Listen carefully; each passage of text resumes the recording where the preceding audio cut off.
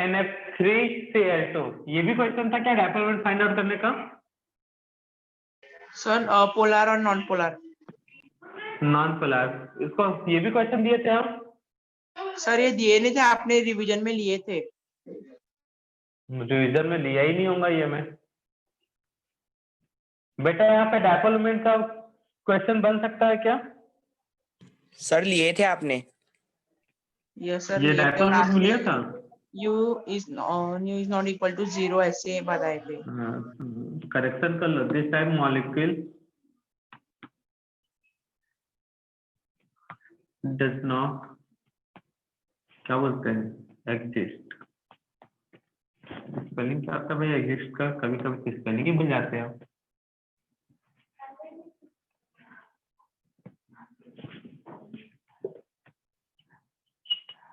बता सकता क्यों नहीं?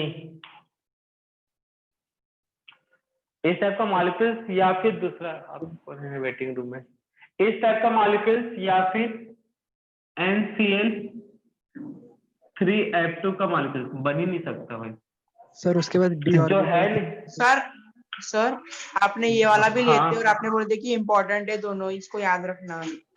अरे वहां पे सर, आपने फास्फोरस explain लिखे भी होंगे किए थे। यार, यहाँ पे फास्फोरस लिखे होंगे तब बनेगा इंपॉर्टेंट क्वेश्चन। ये था, ये करेक्ट है। फास्फोरस बनेगा तब करेक्ट है, नहीं होगा भाई नाइट्रोजन। अगर हो भी गया हो तो गलती से हुआ होगा। ये कंपाउंड होता ही नहीं है, जो होता ही नहीं तो उसके बारे में कैसे प्रेडिक्ट कर सकते हैं? और क्यों नहीं होता भाई? सर डी ऑर्बिटल्स नहीं होते, vacant D orbitals. D orbitals नहीं होते।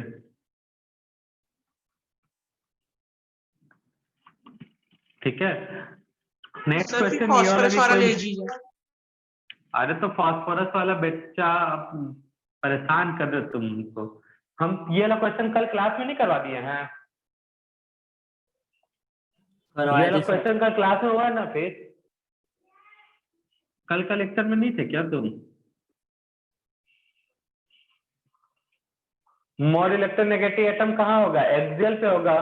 तो इसमें डायपोलमेंट क्या होगा बच्चा? Not equal to 0। और इस कंडीशन में डायपोलमेंट इक्वल टू क्या होगा? 0। सर लेट मी का मैसेज।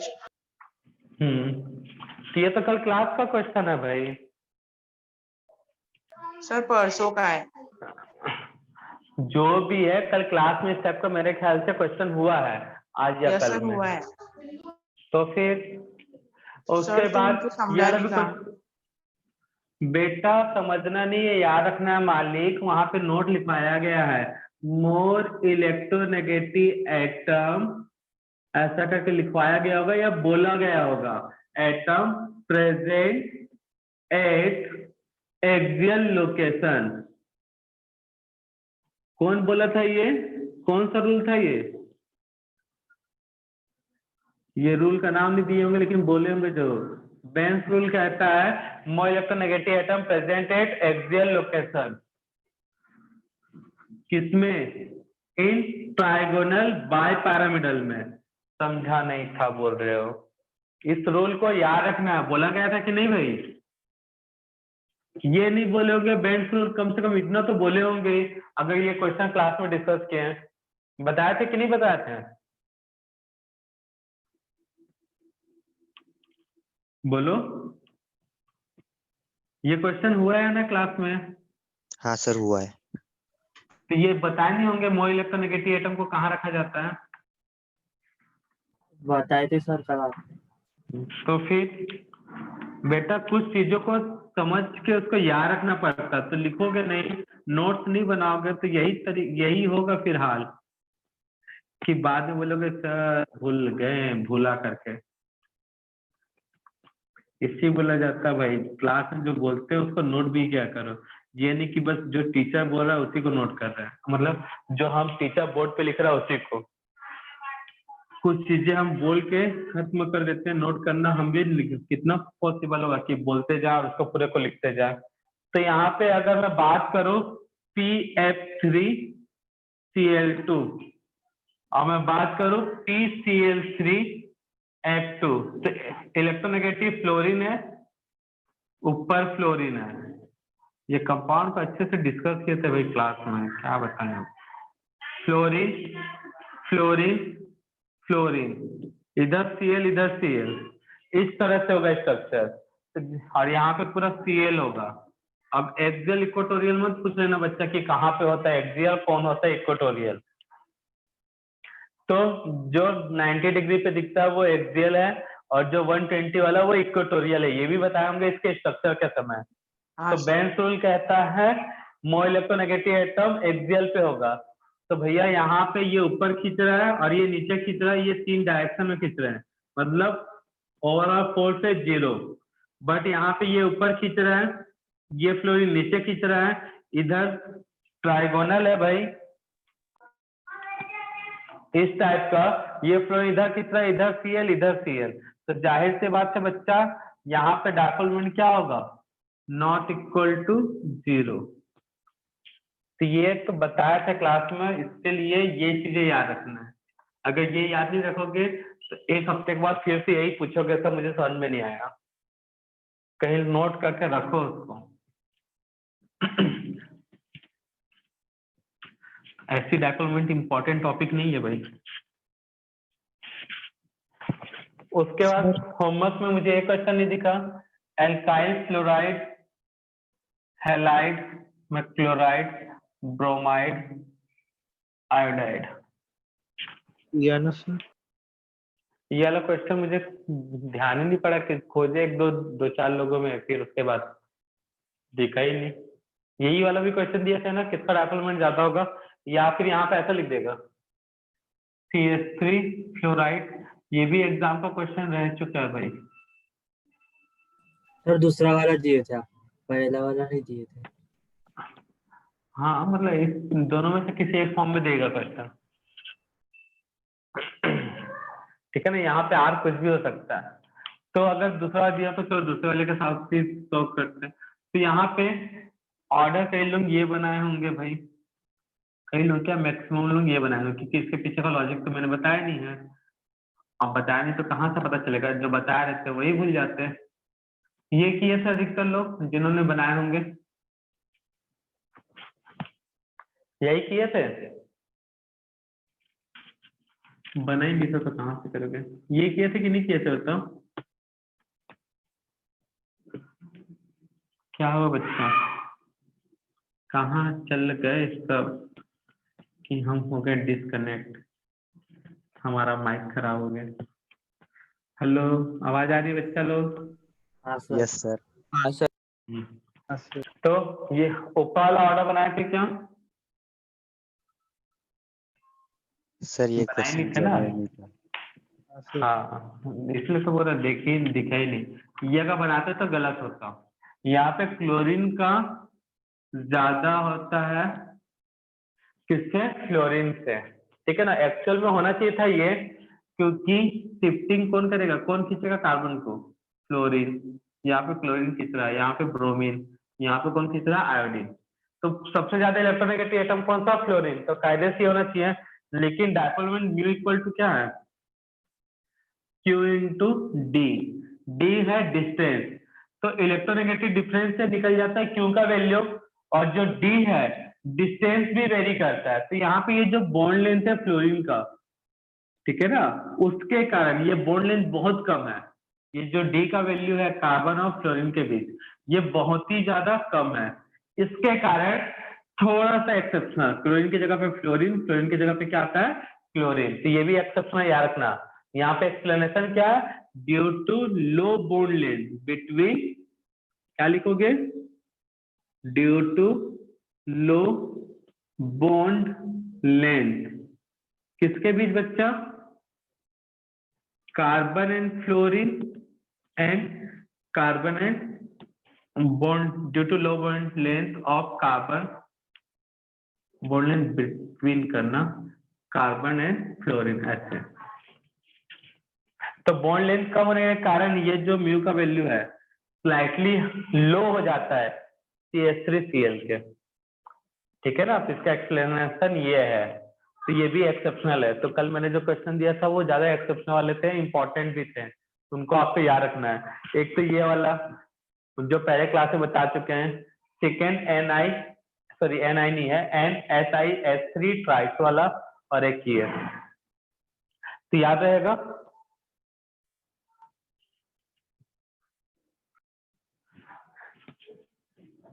नेक्स्ट हेडिंग नोट करो। नेक्स्ट हेडिंग नोट करना बच्चा, एप्लीकेशन में fourth in identification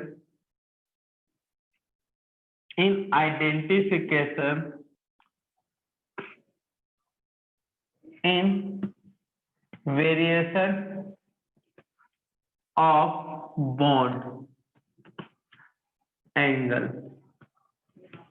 in identification in variation of bond angle।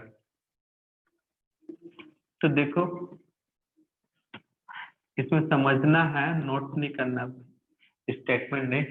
Nitrogen के अलग अलग कंपाउंड जैसे NH3 हैलाइड है, क्लोराइड हो गया, ब्रोमाइड और आयोडाइड।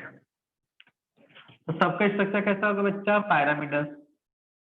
सबका स्ट्रक्चर होगा पायरामिडल।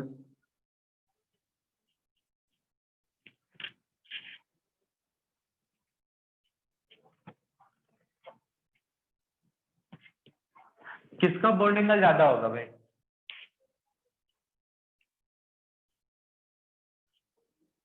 बता सकता कोई मुझे?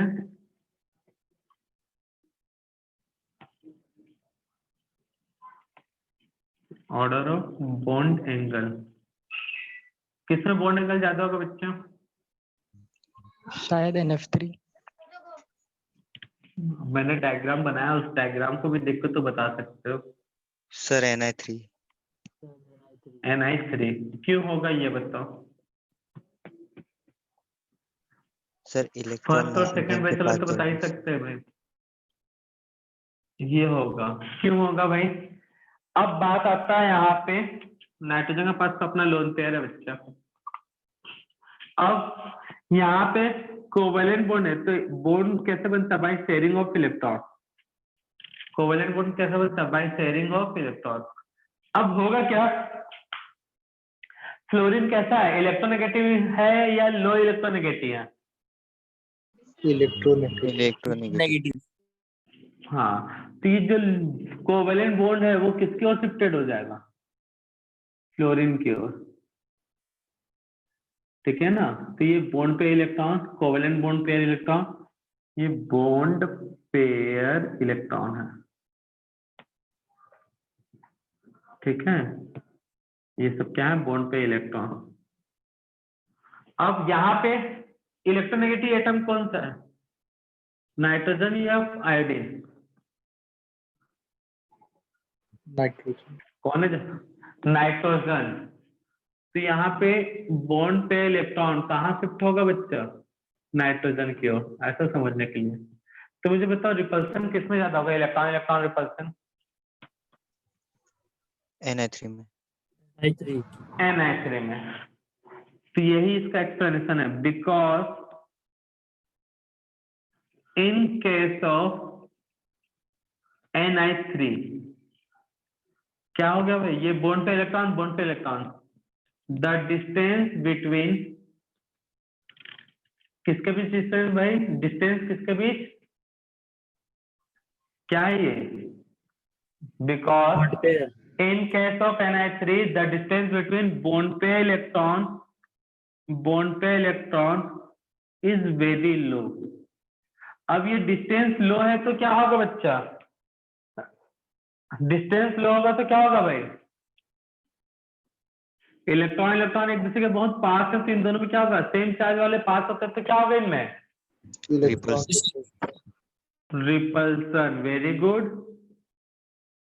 हैंस रिपल्सन बिटवीन किसके बीच? Bond pair electron increases.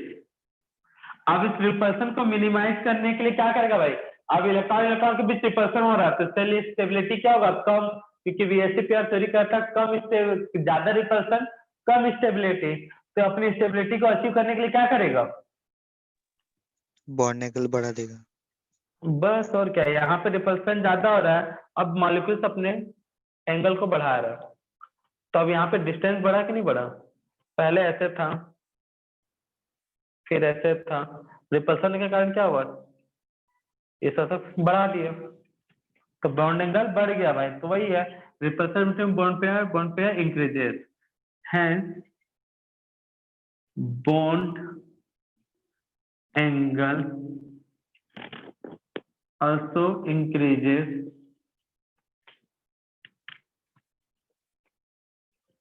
for, क्यों हो रहा है भाई, minimize the bond pair electron repulsion. समझ में आया बच्चा?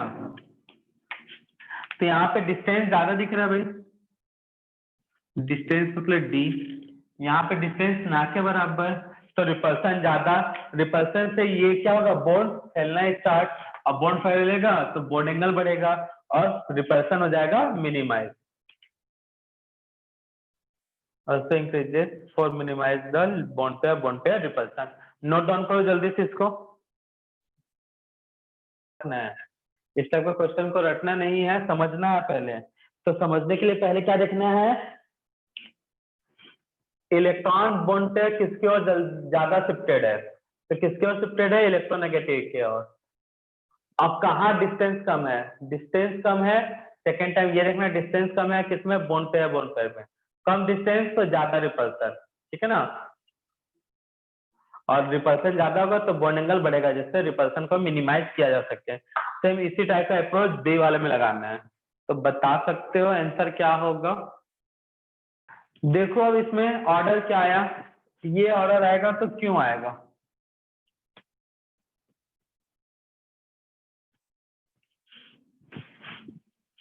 NH3 PX3 F3 SPX3। चलो ऊपर में स्ट्रक्चर बनाता हूँ, सब में एक जैसे स्ट्रक्चर लगेगा भाई, सब में हेलोजन है, फ्लोरीन क्लोरीन ब्रोमीन आयोडीन कुछ भी हो सकता है भाई। इसका बॉन्ड एंगल ऐसा पहले बना लेता हूँ, लास्ट में कहाँ से जाते हैं, सूर्य के पास।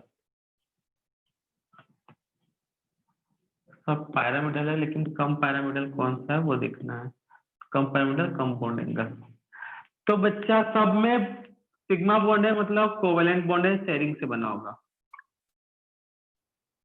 लेकिन फर्क क्या है, इलेक्ट्रोनेगेटिविटी किसका ज्यादा है यहाँ पे, हेलोजन तो कुछ भी हो सकता है, तो हेलोजन पे जाओ मत, नाइट्रोजन को देख के देखो, यहाँ नाइट्रोजन फास्फोरस आर्सेनिक एंटीमनी, तो ज्यादा इलेक्ट्रोनेगेटिव कौन सा है इन चारों में, नाइट्रोजन। तो इलेक्ट्रॉन का जो बॉन्ड का इलेक्ट्रॉन है, बॉन्ड पे इलेक्ट्रॉन, वो कहाँ शिफ्टेड होगा, मोर इलेक्ट्रोनेगेटिव एटम नाइट्रोजन। यहाँ पे ये कम इलेक्ट्रोनेगेटिव है, तो ऐसा मान सकते हैं नीचे की ओर होगा,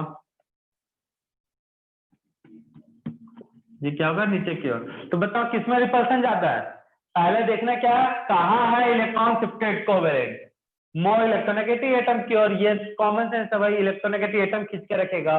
अब किसमें डिस्टेंस कम है, तो किसमें डिस्टेंस कम है बच्चा, बॉन्ड पेयर इलेक्ट्रॉन का रिपल्सन, मतलब डिस्टेंस किसमें कम है, NH3 में, ठीक है। यहाँ पे डिस्टेंस ज्यादा, यहाँ पे डिस्टेंस जो है लो है, तो ज्यादा डिस्टेंस कम रिपल्सन, कम डिस्टेंस हाई रिपल्सन, तो बॉन्ड एंगल इंक्रीजेस। क्यों? क्योंकि due to bond angle increasing, due to increases of bond angle, the repulsion between bond pair electron is decreases. जैसे जैसे बॉन्ड एंगल बढ़ेगा, बॉन्ड पे इलेक्ट्रॉन के बीच repulsion क्या हो जाएगा, कम। तो रिश्ता वही, सोच नया, बस वही है ना भाई, चीजें वही थी, बस यहाँ पे नजरिया अलग था थोड़ा सा सोचने का, वहां पे नीचे शिफ्ट करा तो यहाँ पे इलेक्ट्रॉन नाइट्रोजन खींच के लेके गया। तो क्लियर है बच्चा लोग, दोनों के लिए एक्सप्लेनेशन वही है, लेकिन इलेक्ट्रॉन को खींचा कौन, उस पर कहानी चेंज। यहाँ पे इलेक्ट्रॉन सेकंड वाला केस में हेलोजन सब में एक जैसा है, तो भैया एक जैसे से तो आंसर डिसाइड नहीं होगा, अलग क्या है, नाइट्रोजन है, फास्फोरस आर्सेनिक एंटीमनी, तीन में नाइट्रोजन ज्यादा इलेक्ट्रोनेगेटिव है तो इलेक्ट्रॉन जो है वो नाइट्रोजन की ओर शिफ्टेड होगा।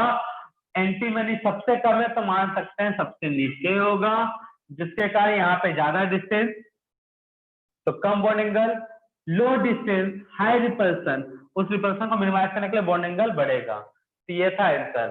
तो पहले वाले का मैंने एक्सप्लेनेशन नोट कर दिया, सेकंड वाले को आपको खुद करना है बच्चा। तो जो होमवर्क दिया उसका एक्सप्लेनेशन खोज के लाना भैया, पहले तो करेक्ट ऑर्डर भी और साथ में एक्सप्लेनेशन भी, ठीक है ना। कहाँ से मिलेगा और बुक में नहीं मिलेगा, प्रीवियस 37 ईयर बुक उठाओगे तब उसमें मिलेगा ये क्वेश्चन, और वो भी 37 41 ईयर, ठीक है। तो 41 कहाँ से यार, 37 तो आज से 7-8 साल पहले था। तो उसमें देखोगे प्रीवियस ईयर के क्वेश्चन पेपर में तो मिलेगा, नहीं तो नहीं मिलेगा। तो आज की सेवा करते हैं बच्चा लोग समाप्त। होमवर्क का ऑर्डर और कंक्लूजन मतलब एक्सप्लेनेशन भी लिख के लाओगे।